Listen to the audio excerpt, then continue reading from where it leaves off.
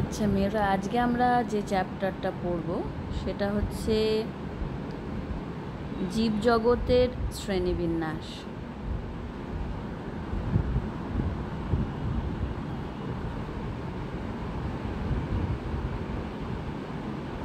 আমরা আজকে just first পার্টটুকু পড়ব, যে শ্রেণীবিন্যাস কী, কেন করা হয়েছে, প্রয়োজনীয়তা কী, হ্যাঁ, কীভাবে ভাগ করা হয়েছে, গ্রুপগুলোকে কেন কোন ভাগে ফেলা হয়েছে, যতটা পড়া যায় আজকে আমরা সেইটুকুই শুধু দেখার চেষ্টা করছি। ঠিক আছে?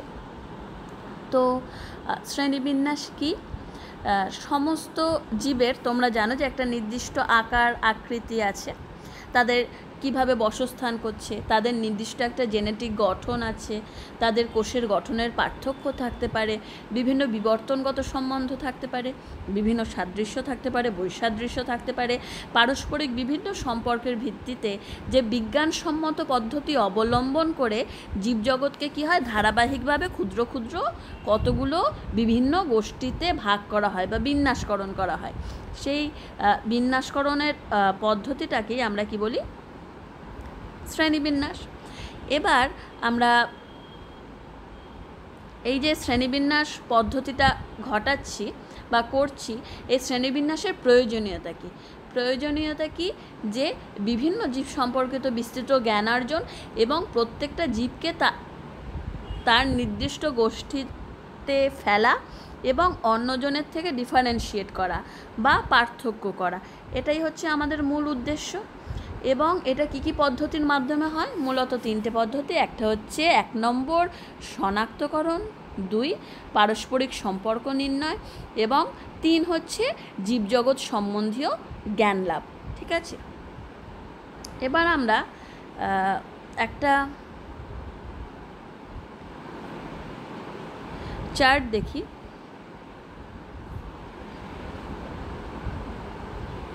এবং আস্তে আস্তে কিভাবে ক্লাসিফিকেশন হলো বা ভাগগুলো কিভাবে হলো সেটা জানার চেষ্টা করি। দেখো, দ্বিরাজ্য বিশিষ্ট শ্রেণীবিন্যাস ক্যারোলাস লিনিয়াস প্রথমে দিয়ে গেছিলেন। ঠিক আছে? ক্যারোলাস লিনিয়াস প্রথম এই সম্পূর্ণ জীবজগৎকে ক্যারোলাস লিনিয়াস দুটো ভাগে ভাগ করেছিলেন, তাই তো? শুধু ভাগগুলো লিখি। তো উনি শুধু দুটো ভাগে ভাগ করেছিলেন, একটা হচ্ছে উদ্ভিদ রাজ্য আর একটা হচ্ছে প্রাণী রাজ্য, তাই তো? উদ্ভিদ রাজ্য আর প্রাণী রাজ্য, এই দুটো ভাগে মাত্র ভাগ করেছিলেন। কিন্তু এরপর বিজ্ঞানী হ্যাকেল 1866-তে উনি প্রোটিস্টা একটা আলাদা গ্রুপ বার করে দিলেন। উদ্ভিদ রাজ্য এবং প্রাণী রাজ্য থেকে বিভিন্ন বৈসাদৃশ্য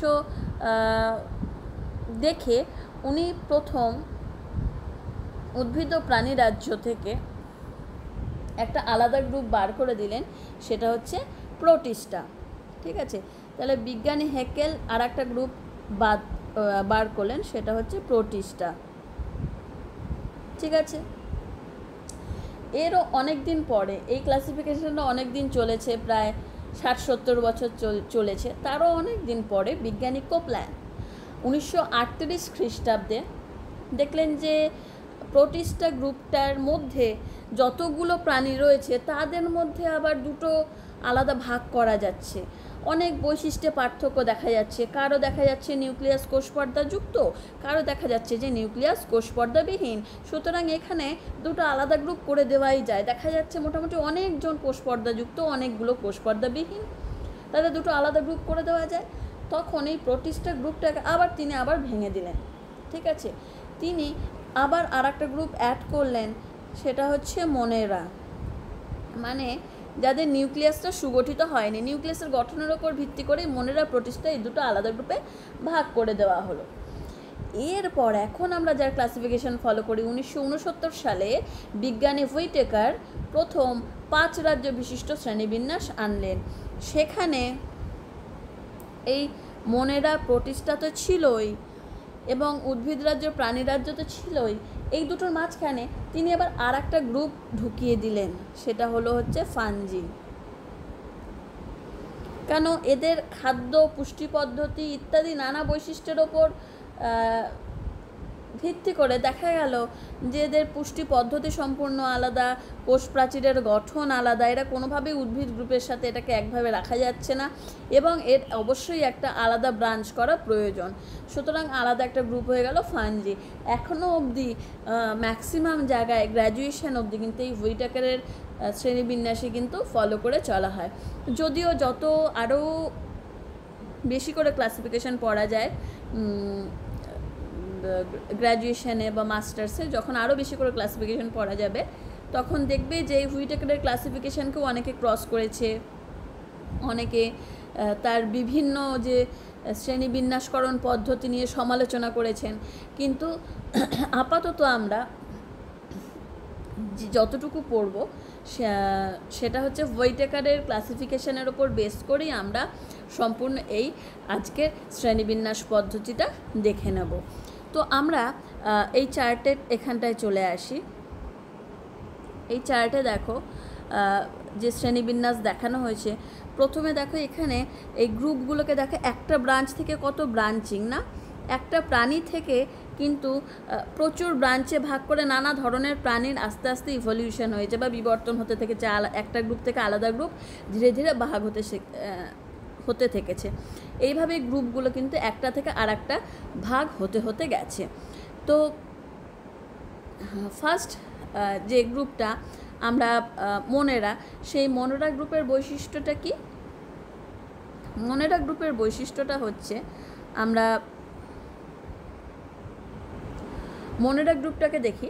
মনেরা গ্রুপটা হচ্ছে একদম প্রোক্যারিওটিক জীব। এদের কোষপ্রাচীর যদি বর্তমান যেটা কি হচ্ছে সেলুলোজ বিহীন, এতে কোনো সেলুলোজ থাকছে না।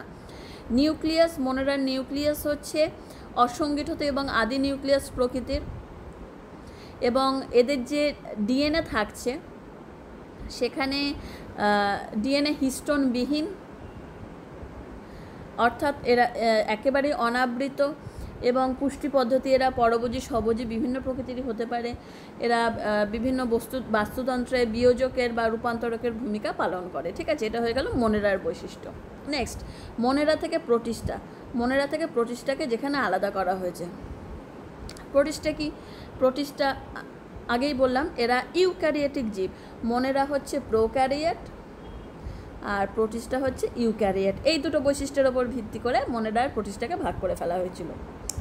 তো প্রোটিস্টা নিউক্লিয়াস কি সংগঠিত, অর্থাৎ নিউক্লিয় পর্দাবৃত, কোষে পর্দাবৃত অঙ্গাণু উপস্থিত। অধিকাংশ ক্ষেত্রে এরা কি হয়? জলজ হয়। ঠিক আছে, আরও অনেকগুলো বৈশিষ্ট্য রয়েছে, তোমরা কিন্তু বই থেকে অবশ্যই এক্সট্রা বৈশিষ্ট্যগুলো পড়ে নেবে। সেলুলোজযুক্ত কোষ প্রাচীর থাকতেও পারে, আবার নাও থাকতে পারে। তাহলে দেখো আমরা কোষ প্রাচীরের পার্থক্য দেখলাম। এদের পুষ্টি পদ্ধতিরও পার্থক্য রয়েছে। আমরা মনেরা দেখেছিলাম মানে পরজীবী বা স্বভোজী প্রকৃতির, আর অনেকে বাস্তুতন্ত্রের বিয়োজকের ভূমিকা পালন করে। এখানে এরা বিয়োজকের ভূমিকায় বেশি দেখা যাচ্ছে না। এগুলো কি স্বভোজী, পরভোজী বা মিথ্যজীবীয় পুষ্টি সম্পন্নকারী প্রোটিস্টারা। সুতরাং পুষ্টি পদ্ধতি, জেনেটিক গঠন, নিউক্লিয়াসের গঠন এবং কোষ প্রাচীরের সেলুলোজ আছে কি নেই, এগুলোর ওপর ভিত্তি করে কিন্তু আমরা তিনটে রেফারেন্স অলরেডি পেয়ে যাচ্ছি। বাসস্থান, যেরকম প্রোটিস্টাদের অধিকাংশই জলজ, আর মনেরা সর্বক্ষেত্রে দেখা যায়, সব জায়গাতেই দেখা যায়। সুতরাং বাসস্থানের ওপর ভিত্তি করেও আমরা এদেরকে পার্থক্য করতে পারি। Next group fungi. ফাঞ্জি গ্রুপটা ইউক্যারিওট। এরা হচ্ছে প্রধানত অনুসূত্র বা হাইফি। ফাঞ্জিতে একটা বৈশিষ্ট্য কি এদের হচ্ছে হাইফি উপস্থিত।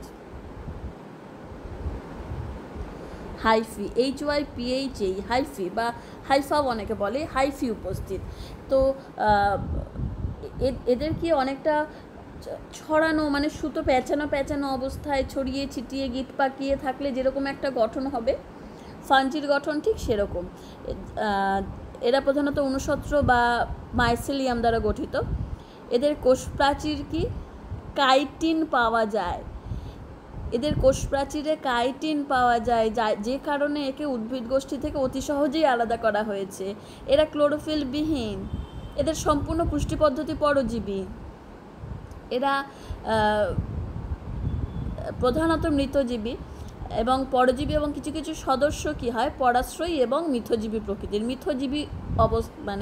মিথজীবিতা শো করছে। এদের জনন মূলত দু রকমের, একটা হচ্ছে যৌন এবং অযৌন। অযৌন রেণু প্রধানত স্পোর দিয়ে হয়, আর এদের সঞ্চিত খাদ্যবস্তু মূলত গ্লাইকোজেন ও ফ্যাট। ঠিক আছে, নেক্সট তোমরা উদ্ভিদ রাজ্য বা প্ল্যান্টই জানো, এদের অবশ্যই এরা একটা ইউক্যারিওটিক জীব। এদের কোষ প্রাচীর কি সেলুলোজ যুক্ত, আর এদের অবশ্যই প্লাস্টিড থাকবে, ক্লোরোপ্লাস্টিড থাকে, তার জন্য উদ্ভিদ নিজের খাবার তৈরি করতে পারছে। আরও নানা ধরনের প্লাস্টিড থাকে।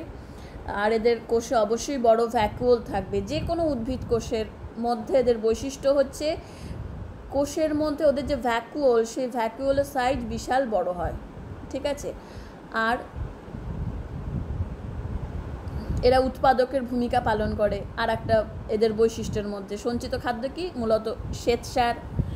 আর তোমরা যে ছত্রাকে পড়েছিলেন এদের কি সঞ্চিত বস্তু গ্লাইকোজেন এবং ফ্যাট।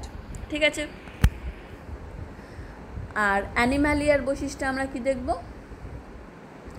এরা ইউক্যারিওটিক জীব, কোষ প্রাচীর অনুপস্থিত, কোষে মাইটোকন্ড্রিয়া বেশি পরিমাণে উপস্থিত। যেহেতু এদের গমন ঘটে, এরা গমন করতে পারে, এরা উদ্দীপনায় দ্রুত সাড়া দেয় এবং সাড়াটা আমরা দেখতে পারি।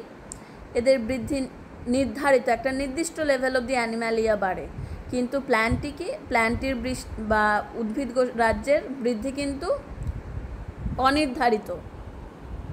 তুমি বলতে পারবে না যে এই গাছটা এত ফিট হাইট হবে বা এত থেকে এত ফিট হাইট নর্মাল, এটা কিন্তু বলতে পারবে না। উদ্ভিদ গোষ্ঠীর ক্ষেত্রে বৃদ্ধি অনির্ধারিত, প্রাণীদের ক্ষেত্রে বৃদ্ধি নির্ধারিত। আর এরা অবশ্যই প্রাণীরা পরজীবী পুষ্টি সম্পন্নকারী এবং খাদ্যকের ভূমিকা পালন করে। তাহলে এইভাবে আমরা সম্পূর্ণ প্রাণী জগৎকে কতগুলো ভাগে ভাগ করে নিতে পারি। আমরা আর একটা ছবির সাহায্যে দেখে নিতে পারি। এক সেকেন্ড, সরি।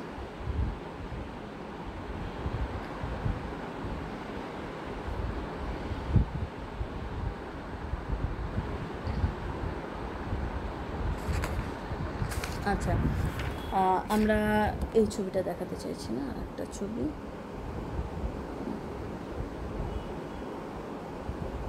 এইখানে দেখো গ্রুপের ভাগগুলোকে খুব সুন্দর করে দেখানো হয়েছে, কিভাবে মনেরা এবং এদের বৈশিষ্ট্যটা দেখো। প্রোক্যারিওটিক, এককোষী, স্বভোজী বা পুষ্টিরস শোষণকারী পরজীবী। ঠিক আছে, প্রোটিস্টা, মনেরা থেকে প্রোটিস্টা আলাদা করা হয়েছে, এরা ইউক্যারিওটিক হয়ে গেল প্রোটিস্টা। এরা এককোষী, স্বভোজী, মূলত জলে বসবাস করে, আগেই বলেছি, পুষ্টিরস শোষণকারী বা পরভোজীও হতে পারে। আর তারপর এদের থেকে উন্নত গ্রুপ তৈরি হয়েছে উদ্ভিদ, ছত্রাক এবং প্রাণী। ঠিক আছে, তোমরা ফার্স্ট লেভেল যেটা দেখতে পাবো সেটা কিন্তু প্রোক্যারিওট। তারপরের লেভেল যেটা দেখতে পাবো সেটা পুরোটাই ইউক্যারিওট। ওপরের লেভেলটাও কিন্তু ইউক্যারিওট। এবং এক্ষেত্রে এরা হচ্ছে এককোষী, তাই না? এককোষী, মোনোসেলুলার, এককোষী। উদ্ভিদ, ছত্রাক এবং প্রাণীদের ক্ষেত্রে আমরা দেখতে পাবো এরা এককোষী থেকে বহুকোষীর দিকে ধীরে ধীরে এগিয়েছে। এবং পুষ্টি পদ্ধতি, কোষের গঠন ইত্যাদি নানা অভ্যন্তরীণ এবং বাহ্যিক চারিত্রিক বৈশিষ্ট্যের ওপর ভিত্তি করে উদ্ভিদ, ছত্রাক এবং প্রাণী রাজ্যে ভাগ করা হয়েছে। উদ্ভিদ রাজ্যকে তোমরা আগের চারটায় আমি দেখাই, উদ্ভিদ রাজ্যকে দেখানো হয়েছিল এখানে খুব ভালো করে। এক সেকেন্ড,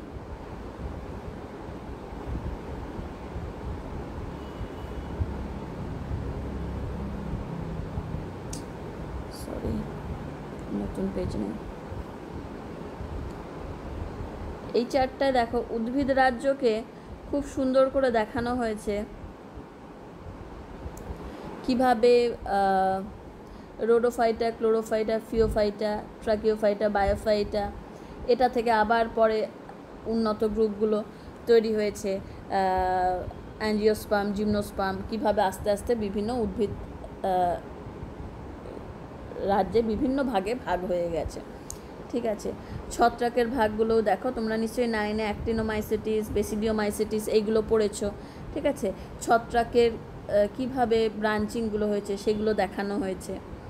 আবার প্রাণী রাজ্যে দেখো কিভাবে বিভিন্ন গ্রুপগুলো প্রোটোজোয়া থেকে আস্তে আস্তে যখন এগিয়েছে, পরিফেরা, নিডারিয়া, টিনোফোরা কীভাবে এগিয়েছে, অ্যানিলিডা, আর্থ্রোপোডা, মোলাস্কা, এই দেখো প্রত্যেকটা গ্রুপের ব্রাঞ্চিং কিন্তু কিভাবে হয়েছে এখানে দেখানো হয়েছে।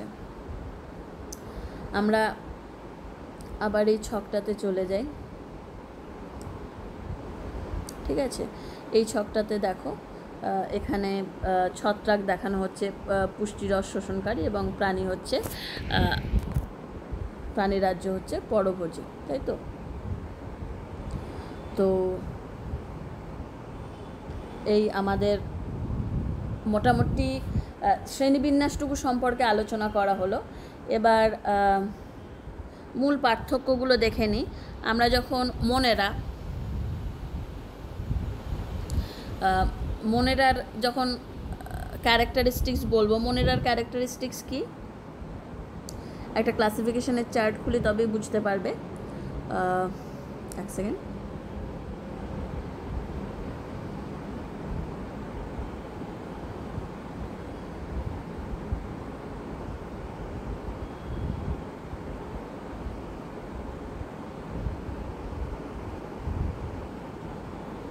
আমরা মনেরার ক্যারেক্টার কি পড়েছি? মনেরা এককোষী প্রোক্যারিওটিক জীব, কোষপ্রাচীর বর্তমান, যেটা প্রধানত কি সেলুলোজবিহীন, তাই না? এই ক্যারেক্টারগুলো আমরা আগেই পড়ে নিয়েছি। এবার মনেরাকে কতগুলো ভাগে ভাগ করা হয়েছে আমরা এই ভাগগুলো দেখে নেব। দেখো, আর্কিব্যাকটেরিয়া এবং ইউব্যাকটেরিয়া, মনেরাকে দুটো ভাগে ভাগ করা হলো, একটা আর্কি, একটা ইউ। ইউ মানে নতুন মানে বুঝতে পারছো, আর্কি মানে পুরনো। আর্কিব্যাকটেরিয়ার আন্ডারে কী কী এলো? মিথানোজেনাস, হ্যালোফাইলাস আর থার্মোঅ্যাসিডোফাইলাস। আর ইউব্যাকটেরিয়ার আন্ডারে দেখো ব্যাকটেরিয়া, সায়ানোব্যাকটেরিয়া, মাইক্রোপ্লাজমা, অ্যাক্টিনোমাইসিটিস, স্পাইরোকিটিস আর রিকেটশিয়া, এই কটা ভাগে ভাগ করা হলো। আমরা এই শ্রেণীবিন্যাসটা যখন পড়ছি, আমরা এই মনেরার শ্রেণীবিন্যাসটা যখন পড়বো, আমি এটাকে প্রত্যেকটার ক্যারেক্টার ছোট ছোট করে আমি বলে যাচ্ছি, ঠিক আছে? তো মনেরা কি? মনেরা হচ্ছে প্রোক্যারিওটিক জীব, প্রোক্যারিওটিক নিউক্লিয়াস যুক্ত, এককোষী। এদের জেনেটিক বস্তু বলেছিলাম যে নন হিস্টোন থাকে না, জিনে হিস্টোন থাকছে না, ডিএনএ তার জন্য নগ্ন প্রকৃতির। একে বলা হয়েছে প্রোক্রোমোজোম, এদের ডিএনএকে বলা হয় হচ্ছে প্রোক্রোমোজোম, ঠিক আছে? আর সাইটোপ্লাজম দ্বিস্তরী পর্দাবৃত অঙ্গাণু, কিন্তু সাইটোপ্লাজমে কিছুই থাকছে না, ঠিক আছে? এখানে সালোক সংশ্লেষকারী সদস্য যারা রয়েছে এই গ্রুপটায় মনেরাতে, তাদের মধ্যে অনেক রঞ্জকযুক্ত পদার্থপূর্ণ থাইলাকয়েড উপস্থিত, যাদেরকে আমরা ক্রোমাটোফোর বলবো। কিন্তু একটা জিনিস মনে রাখবে, এদের কিন্তু ক্লোরোপ্লাস্ট থাকে না, একদমই ক্লোরোপ্লাস্ট অনুপস্থিত, ঠিক আছে? এবার রাজ্য মনেরাকে আমরা বলেছিলাম প্রথমে হচ্ছে আর্কিব্যাকটেরিয়াতে ভাগ করা হলো। আর্কিব্যাকটেরিয়া, আর্কি মানে প্রাচীন, বুঝতে পারছো? আর্কিব্যাকটেরিয়া হচ্ছে প্রাচীন। এরা 3.8 থেকে 3.5 বিলিয়ন বছর পূর্বে পাথরে এদের জীবাশ্মের ছাপ পাওয়া গেছে। এদের বৈশিষ্ট্য কোষপ্রাচীর সেলুলোজবিহীন, পলিস্যাকারাইড ও প্রোটিন দিয়ে গঠিত। এদের নিউক্লিওটাইড 16S RNA যুক্ত নিউক্লিওটাইড। আর এদের একটা বৈশিষ্ট্য আছে, আমরা যে মানে মিথানোজেনাস ব্যাকটেরিয়ায় কিন্তু কোনো অ্যান্টিবায়োটিক কাজ করে না, যেহেতু এটা প্রো গ্রুপ, মানে এদের জেনেটিক গঠনটা কিন্তু সম্পূর্ণ আলাদা। সেই কারণেই ব্যাকটেরিয়াল ইনফেকশানে যদি অ্যান্টিবায়োটিকে কাজ করে, মিথানোজেনাস ব্যাকটেরিয়া বা বিভিন্ন আর্কিব্যাকটেরিয়া, মানে আর্কিব্যাকটেরিয়ার যদি তোমাকে ইনফেকশন হয়, সেখানে কিন্তু কোনো উদ্ভিদ গোষ্ঠীতে বা যাতেই হোক, সেখানে কিন্তু অ্যান্টিবায়োটিক কিছুই কাজ করবে না। আমরা দেখে নিই মিথানোজেনাসের বৈশিষ্ট্যগুলো। আমরা একটা মিথানোজেনাস এর ছবি দেখি। নো, এটা নয়, এক সেকেন্ড, পেজে নেই।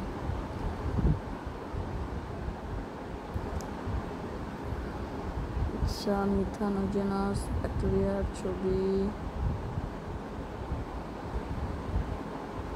সরি, আচ্ছা আমি মিথানোজেনাস ব্যাকটেরিয়ার একটা ছবি, ঠিক আছে, দেখাতে চেষ্টা করছি। এই হলো একটা মিথানোজেনাস ব্যাকটেরিয়ার আমরা ছবিটা যদি দেখি। এই মিথানোজেনাস ব্যাকটেরিয়ার বিষয়টা কি, এই মিথানোজেনাস ব্যাকটেরিয়া এরা বাধ্যতামূলক অবায়ুজীবী, ঠিক আছে। এরা বা এদেরকে বলা হয় হচ্ছে অবলিগেট অ্যানারোবস, অর্থাৎ অবাধ শ্বসনকারী। ওটুযুক্ত পরিবেশে এরা কখনোই বাঁচতে পারে না, এরা ওটুযুক্ত পরিবেশে কিন্তু বাঁচতে পারছে না, ঠিক আছে। এটাই হচ্ছে এদের বৈশিষ্ট্য। নেক্সট,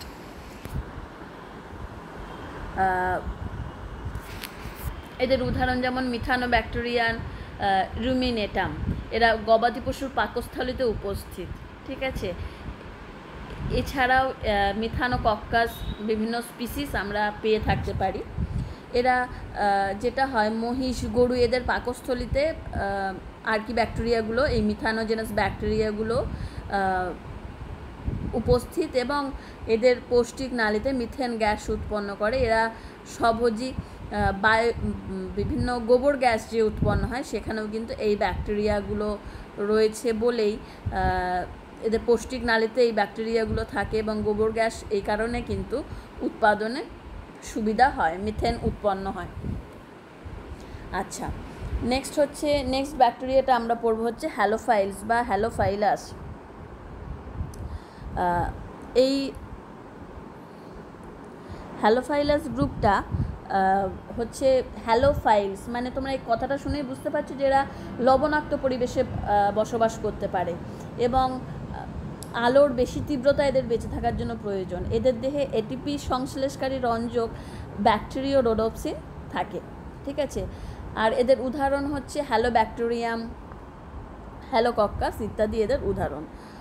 আমরা একটা হ্যালোজেনাস ব্যাকটেরিয়ার ছবি দেখার চেষ্টা করতে পারি। এই যে এই ছবিটা দেখো,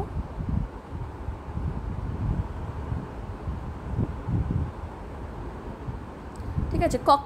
কক্কাস মানে হচ্ছে গোলাকার, দেখো এদের গঠনগুলো গোলাকার, ঠিক আছে। এই আকৃতিগুলো কিন্তু গোলাকার, হ্যালোকক্কাস, ঠিক আছে। আর এরপর যে আমরা আর্কি ব্যাকটেরিয়ার ভাগ পড়েছিলাম সেটা হচ্ছে থার্মো অ্যাসিডোফিলস। এদের উচ্চ তাপমাত্রায়, থার্মো মানে উচ্চ তাপমাত্রায় 110 ডিগ্রি সেন্টিগ্রেড উষ্ণতা পর্যন্ত এরা বেঁচে থাকতে পারে। তার সাথে অ্যাসিডোফিলস, অ্যাসিডিক পরিবেশেও এরা বেঁচে থাকতে পারে। pH 2 পর্যন্ত এরা অতি সহজেই বসবাস করতে পারে। এরা স্বভোজী এবং কেমোসিনথেসিসের সাহায্যে সালোক সংশ্লেষ করে, যেমন সালফোলোবাস ও থার্মোপ্লাজমা। এই উদাহরণগুলো কিন্তু মনে রাখবে। এরপর আমরা আর্কি ব্যাকটেরিয়ার ভাগ পড়ব। আর্কি ব্যাকটেরিয়ার ভাগে আমি বলেছিলাম, এরপর আমরা ইউব্যাকটেরিয়া পড়ব। ইউব্যাকটেরিয়ার ভাগে আমরা পড়েছিলাম ব্যাকটেরিয়া, সায়ানোব্যাকটেরিয়া, মাইকোপ্লাজমা, অ্যাক্টিনোমাইসিটিস, স্পাইরোকিটিস এবং রিকেটশিয়া, এই কটা ভাগ পড়েছিলাম। তো আমরা একটু ব্যাকটেরিয়ার গঠনটা বুঝে নেই। ফার্স্টে আমরা ব্যাকটেরিয়া যেটা পড়ব, তোমরা ব্যাকটেরিয়ার গঠনে দেখো, ব্যাকটেরিয়ার ফার্স্টে আমরা বাইরের কোষ প্রাচীরটা দেখি, ঠিক আছে। তো ব্যাকটেরিয়ার কোষ প্রাচীরের দেখো একদম বাইরের দিকে হলুদ রঙের যে পোর্শনটা রয়েছে, এই পোর্শনটা হচ্ছে ক্যাপসুল, একদম ব্যাকটেরিয়া দেহের বাইরের আবরণ। নেক্সট, ক্যাপসুলের পর দেখো একটা লেয়ার রয়েছে, সেটি হচ্ছে কোষ প্রাচীর। কোষ প্রাচীরের পর ভিতরে কি থাকবে? কোষ পর্দা। সুতরাং ব্যাকটেরিয়ার কোষ প্রাচীরের বাইরে একটা স্লাইম স্তর থাকে, যেটা শক্ত হয়ে মানে ক্যাপসুল গঠন করে, এবং এছাড়াও ক্যাপসুলের বাইরেও অনেক সময় স্লাইম স্তর আমরা উপস্থিত দেখতে পাই। আর এদের ক্যাপসুলের বাইরের দিকে আমরা কি দেখতে পারবো? অনুসূত্রাকার পিল্লি উপস্থিত, ঠিক আছে। অনেক ক্ষেত্রে আমরা এগুলোকে ফিমব্রিও বলি। ভিতরে আমরা দেখতে পাচ্ছি নিউক্লিয়েড বা জেনেটিক বস্তু, এবং ব্যাকটেরিয়ার ক্ষেত্রে আমরা আদি নিউক্লিয়াসযুক্ত এবং এককোষী, এরা প্রোক্যারিয়াট। আদি নিউক্লিয়াসযুক্ত এককোষী প্রোক্যারিয়াট ব্যাকটেরিয়া, যাদের কোষ প্রাচীরে কী রয়েছে? পেপটাইড ও গ্লাইক্যান রয়েছে, এবং কোষের মধ্যে কিন্তু নগ্ন ডিএনএ উপস্থিত, কোনো আমরা হিস্টোনযুক্ত কোনো ডিএনএ পাচ্ছি না। আর কি, এদের দেহের মধ্যে প্রচুর সঞ্চিত খাদ্যবস্তু দেখতে পাচ্ছি, এগুলো গ্লাইকোজেন উপস্থিত থাকে। আর লম্বা যে টেল অংশ দেখতে পাচ্ছি সেটা হচ্ছে এদের ফ্লাজেলাম। এবার এই ব্যাকটেরিয়া আমরা কোথায় কোথায় পেতে পারি? জলস্থল, মাটি, বায়বীয় বিভিন্ন স্থানেই আমরা ব্যাকটেরিয়া পেতে পারি।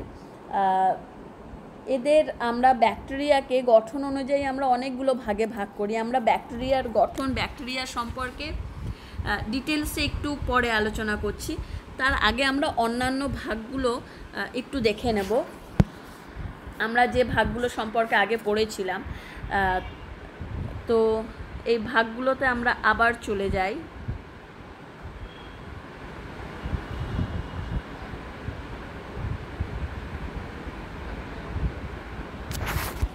তো ব্যাকটেরিয়ার পর আমরা কি দেখেছিলাম? সায়ানোব্যাকটেরিয়া। আমরা ব্যাকটেরিয়া সম্পর্কে আবার পরে আলোচনা করছি। তার আগে আমি প্রত্যেকটা ভাগের ছোট ছোট করে বৈশিষ্ট্য বলে দিই। সায়ানোব্যাকটেরিয়া কি? এরা জলে বাস করে বা মিথজীবী রূপে অন্য জীবের সঙ্গে বাস করে। এরা গ্রাম নেগেটিভ হয়। গ্রাম পজিটিভ এবং গ্রাম নেগেটিভ বৈশিষ্ট্যটা কি আমি একটু পরে বলছি।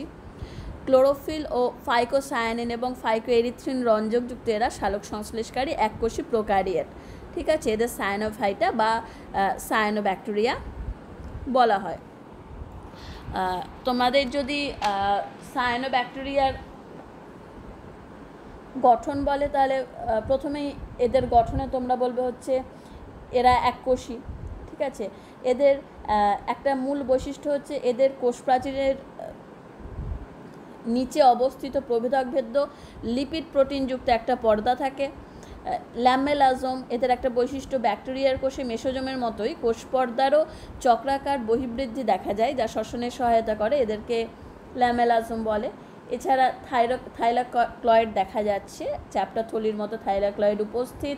ক্লোরোফিলে ক্যারোটিনয়েড, জ্যান্থোফিল ইত্যাদি বিভিন্ন রঞ্জক উপস্থিত। আর নিউক্লিয়েড বললাম যে জেনেটিক গঠন, যেটা চক্রাকার নগ্ন ডিএনএ ঘনভাবে সাজানো থাকে।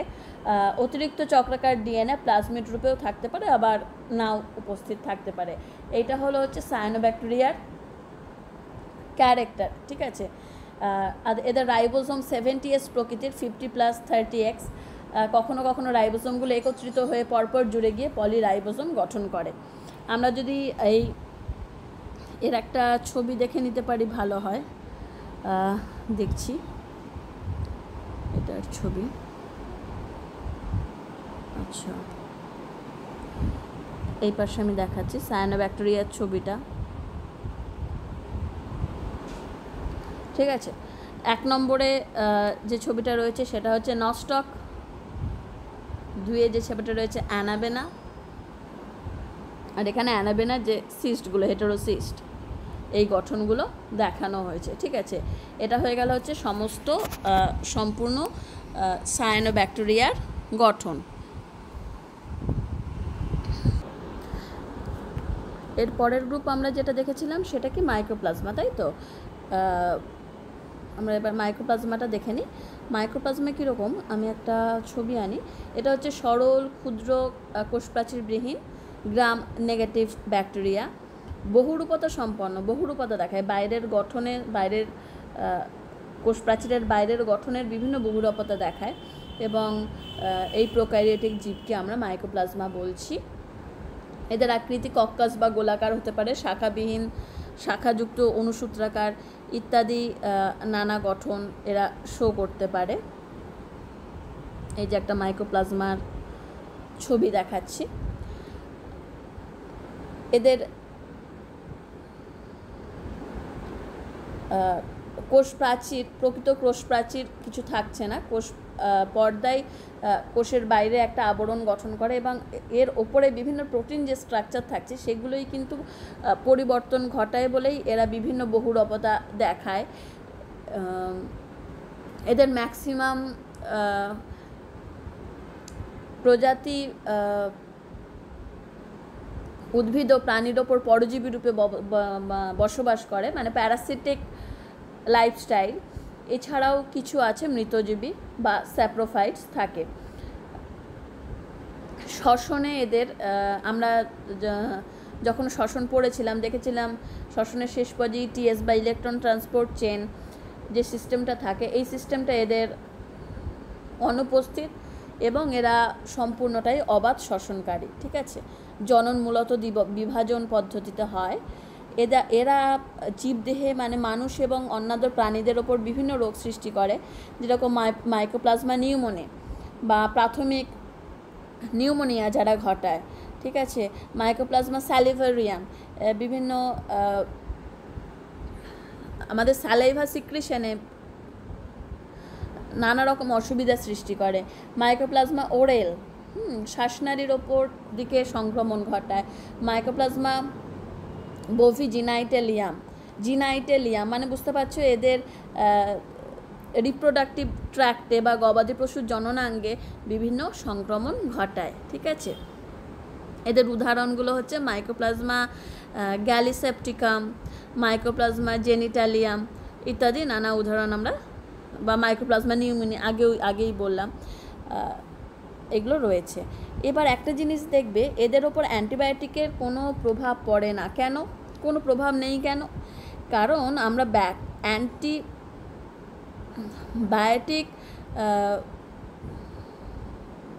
যেমন পেনিসিলিন দিয়ে মাইকোপ্লাজমার আমরা কোনো চিকিৎসা করতে পারবো না।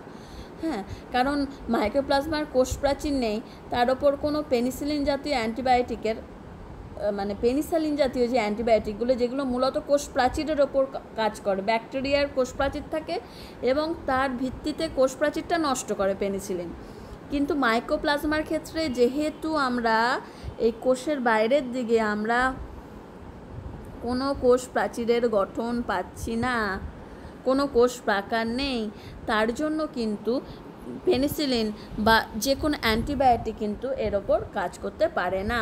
দেখো বাইরের দিকে কোষপর্দার ওপর লাইপোপ্রোটিনের আমরা একটা স্ট্রাকচার দেখতে পাচ্ছি, ভিতরে ডিএনএ এবং এই আরএনএগুলো আমরা দেখতে পাচ্ছি, বিভিন্ন বিপাকজাত বস্তুগুলো রয়েছে, রাইবোজোম উপস্থিত। ঠিক আছে, এটা হয়ে গেল মূলত আমাদের মাইকোপ্লাজমার গঠন। নেক্সট আমরা পড়ব হচ্ছে অ্যাক্টিনোমাইসিটিস। তো অ্যাক্টিনোমাইসিটিস কি? এরা ছত্রাকের মতো দেখতে, তার জন্য এদের অ্যাক্টিনোমাইসিটিস গ্রুপে রাখা হয়েছে। আমরা যখন তোমাদের ওই বিভাজনটা দেখিয়েছিলাম তখন দেখবে যে ছত্রাকের বিভাজনের ওখানে অ্যাক্টিনোমাইসিটিস থেকে ব্রাঞ্চগুলো বেরিয়ে ছত্রাকের বিভিন্ন ভাগগুলো তৈরি হয়েছিল। প্রথমে যখন আমি ভাগটা দেখালাম বিভাজন, বিভিন্ন কিভাবে অ্যারো দিয়ে বিভাজনগুলো হচ্ছে। ঠিক আছে, ছত্রাকের মতো দেখতে হলেও এদের ব্যাকটেরিয়া এবং ছত্রাকের মধ্যবর্তী জীব বা ছত্রাক আকৃতির ব্যাকটেরিয়া বলে। আমরা একটা অ্যাক্টিনোমাইসিটিসের ছবি দেখি।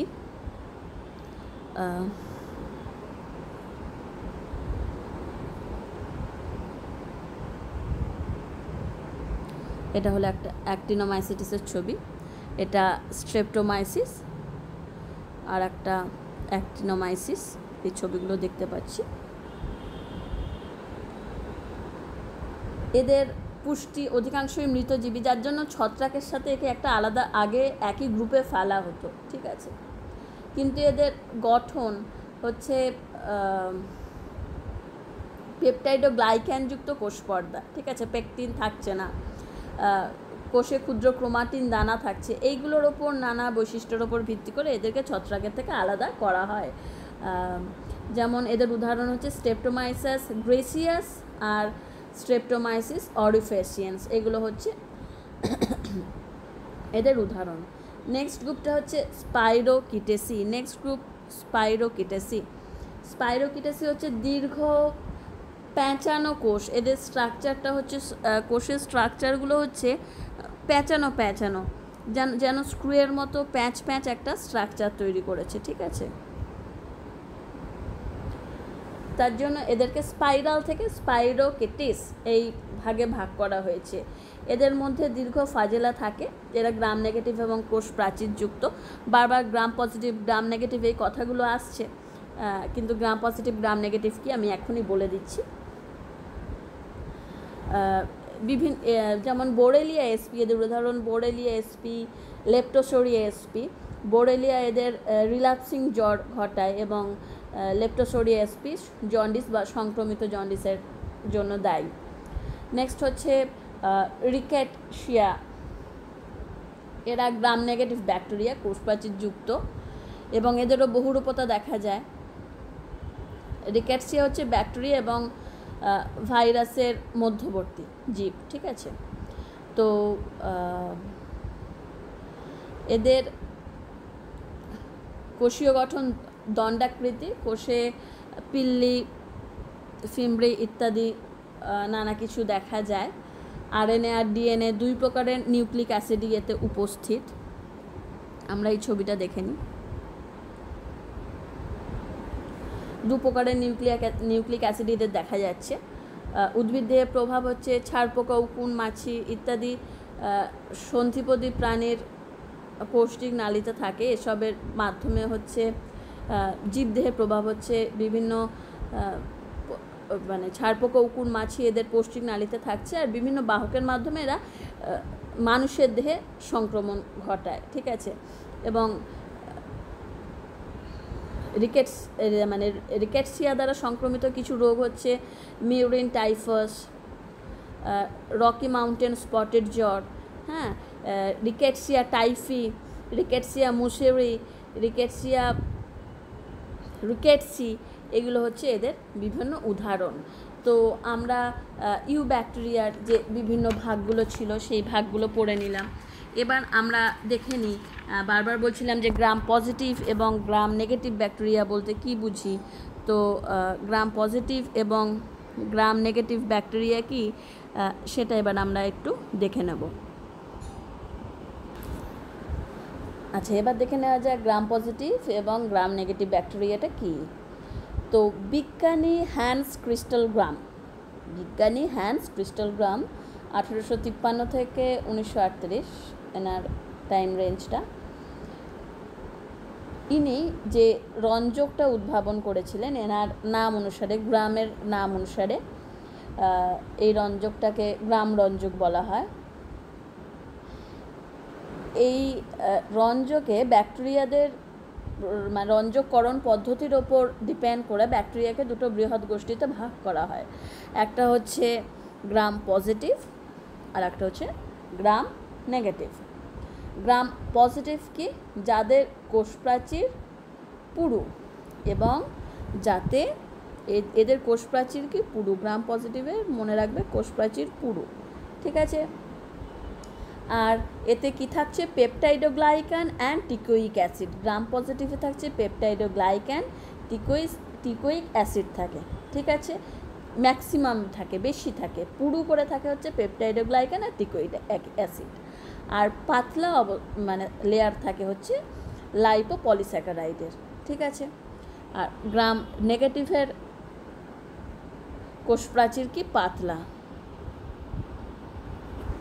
ঠিক আছে, এবং যাতে কি থাকছে পেপটাইডোগ্লাইকান এবং লাইপোপলিস্যাকারাইড, ঠিক আছে।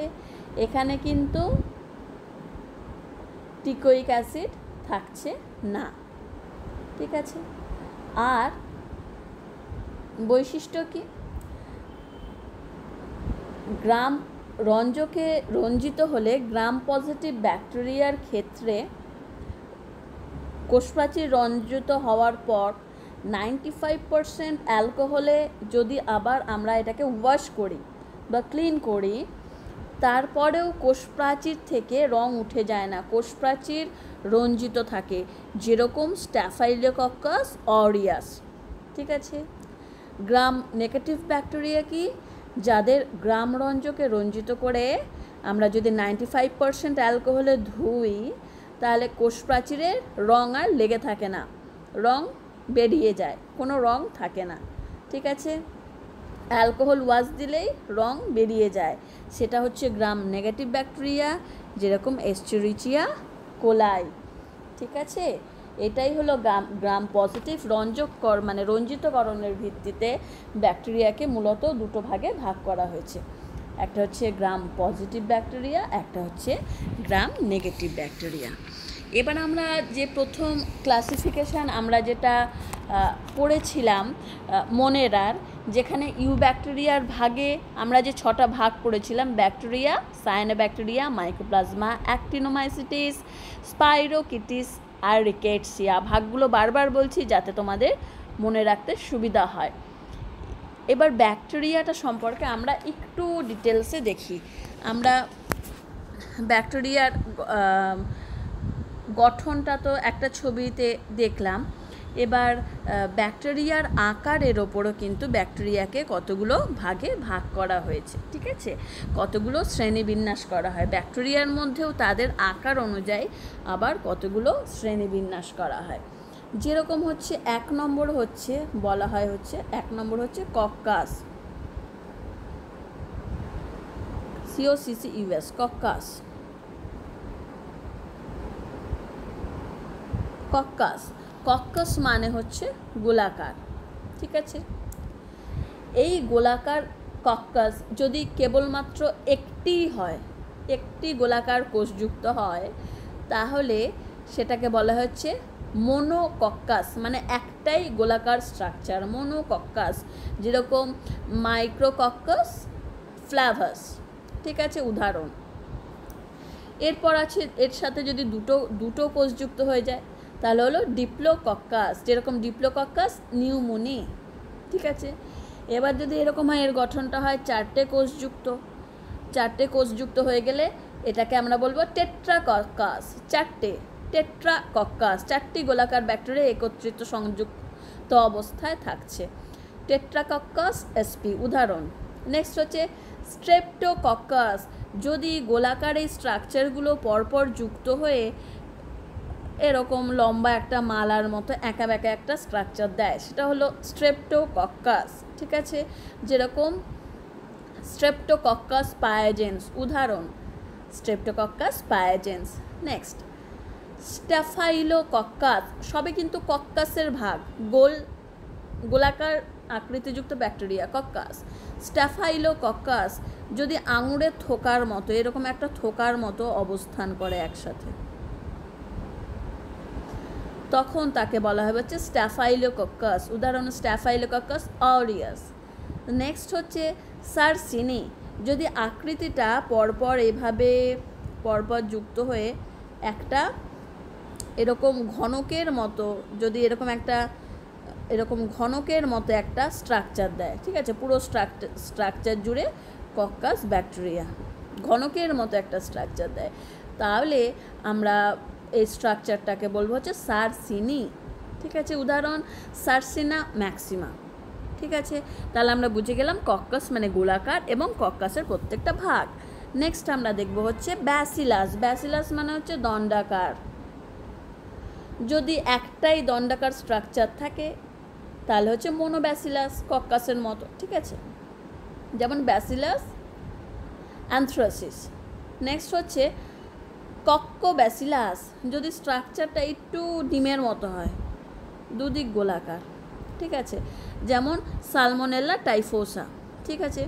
যেরকম তারপরের উদাহরণ হচ্ছে ডিপ্লোব্যাসিলাস, যদি ব্যাসিলাস স্ট্রাকচারটাই দুটো থাকে, ডিপ্লোব্যাসিলাস, উদাহরণ ল্যাক্টোব্যাসিলাস অ্যাসিডি। স্ট্রেপ্টোব্যাসিলাস, যদি অনেকগুলো দণ্ডাকার ব্যাকটেরিয়া এরকমভাবে পরপর অবস্থান করছে, আগে তোমাদের দেখিয়েছিলাম গোলাকারগুলো মালার মতো গঠন করছে, এখানে যদি এভাবে লম্বা দণ্ডাকারগুলো পরপর এভাবে দণ্ডাকার ব্যাকটেরিয়াগুলো পরপর অবস্থান করছে। তাহলে তাকে আমরা বলবো স্ট্রেপ্টোব্যাসিলাস। যেরকম স্ট্রেপ্টোব্যাসিলাস, থার্মোফিলাস। থার্মোফিলাস কথাটার সাথে বুঝতে পারছো যে টেম্পারেচারের একটা ব্যাপার রয়েছে, একটা টেম্পারেচারের সহনশীলতার ব্যাপার রয়েছে। নেক্সট হচ্ছে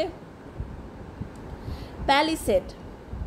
ঠিক আছে, যদি পাশাপাশি আমরা প্যারেনকাইমের গঠনে যখন দেখেছি, দেখবে যে পাশাপাশি যদি পরপর এভাবে অবস্থান করে, তাহলে এই গঠনটাকে আমরা বলবো প্যালিসেড। ঠিক আছে, যেরকম করেনি ব্যাকটেরিয়াম, ডিপথেরি। ঠিক আছে, এরপর আরও নানা স্ট্রাকচারের ব্যাকটেরিয়া পড়ব, যেরকম হচ্ছে ভিব্রিও। ভিব্রিও, ভিব্রিও মানে কি? কমা শেপের, কমা শেপড, কমার মতো আকৃতি বিশিষ্ট, যেরকম ভিব্রিও কলেরি। স্পাইরিলাম মানে প্যাঁচানো, যেরকম স্পাইরিলাম অ্যান্ডুলাম। নেক্সট আমরা আরও অনেক ভাগ পাবো। ফিলামেন্টাস মানে এরকম সূত্রাকার, ফিলামেন্টাস গঠনযুক্ত, যেরকম বেগিয়াটোয়া। ঠিক আছে, বাড লাইক, বাড মানে হচ্ছে কান খোঁচানোর যে কাঠি, বাড, এরকম মাথায় একটা গোল থাকবে। ঠিক আছে, তা এরকমভাবে যদি অনেকগুলো স্ট্রাকচার এরকম জুড়ে বাড লাইক একটা স্ট্রাকচার দেয়।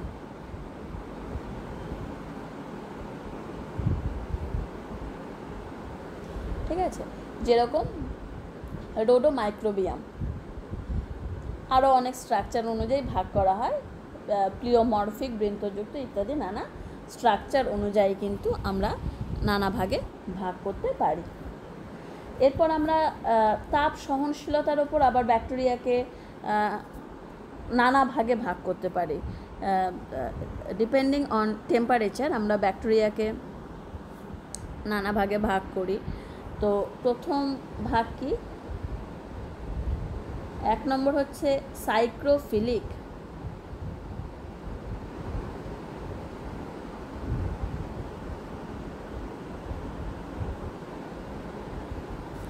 মেসোফিলিক,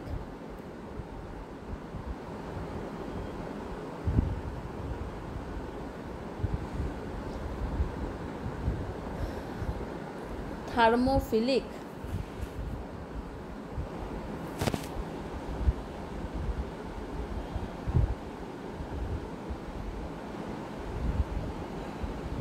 আর হচ্ছে হাইপার থার্মোফিলিক। হাইপার মানে বেশি টেম্পারেচারে।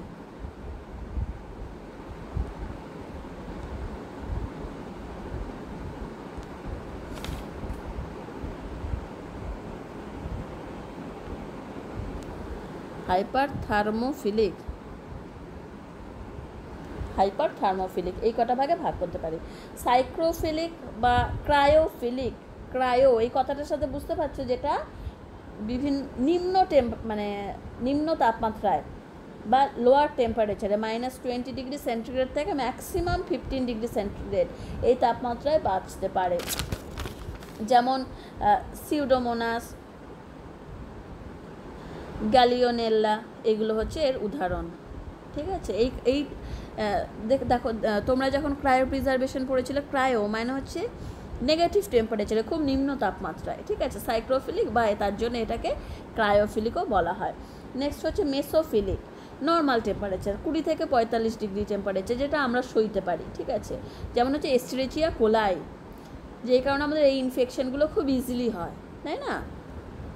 নেক্সট হচ্ছে থার্মোফিলিক, মানে হচ্ছে একটু উষ্ণ। থার্মোফিলিক 40 থেকে 80 ডিগ্রি সেন্টিগ্রেড উষ্ণতার মধ্যে যারা বাঁচতে পারে। ঠিক আছে,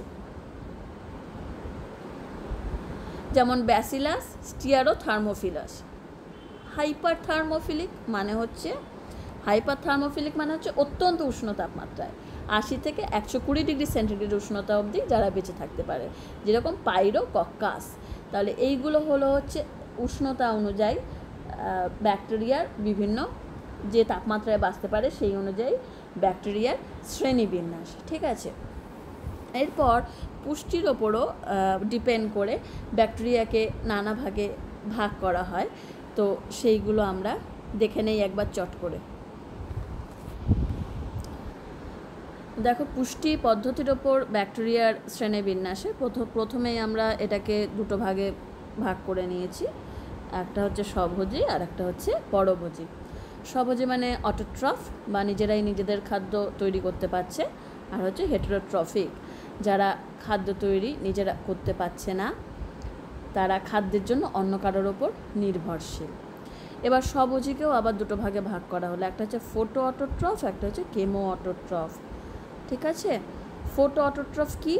ফোটো অটোট্রফ হচ্ছে যে ব্যাকটেরিয়াগুলো দেহে ক্লোরোফিল আছে এবং সূর্যালোকের উপস্থিতিতে তারা নিজেদের দেহে খাদ্য তৈরি করতে পারছে, সেগুলো হচ্ছে ফোটো অটোট্রফ।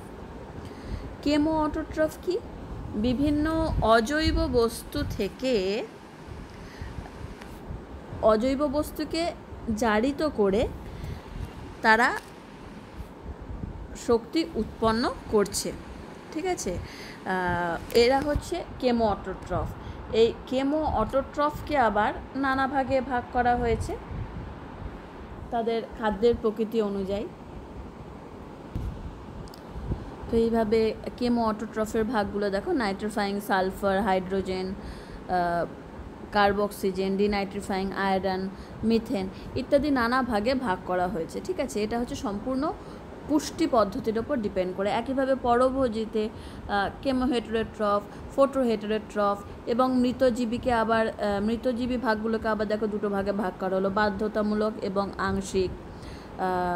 পরজীবীকেও আবার দুটো ভাগে ভাগ করা হয়েছে, মিথজীবী যারা জানো অন্য জীবের সাথে সহাবস্থানে থেকে পুষ্টি সংগ্রহ করছে। তো এগুলোর প্রকৃতিগুলো দেওয়া রয়েছে এবং উদাহরণগুলোও দেওয়া রয়েছে। এগুলো এই চার্টটা দেখে কিন্তু তোমরা অবশ্যই ভালো করে পড়ে নেবে। ঠিক আছে, এই চার্টের মধ্যেই পুরোটা দেওয়া আছে। ঠিক আছে, ভালো করে বাড়িতে পড়ো, কোনো অসুবিধা থাকলে অবশ্যই আমাকে জিজ্ঞেস করবে। ঠিক আছে, থ্যাংক ইউ।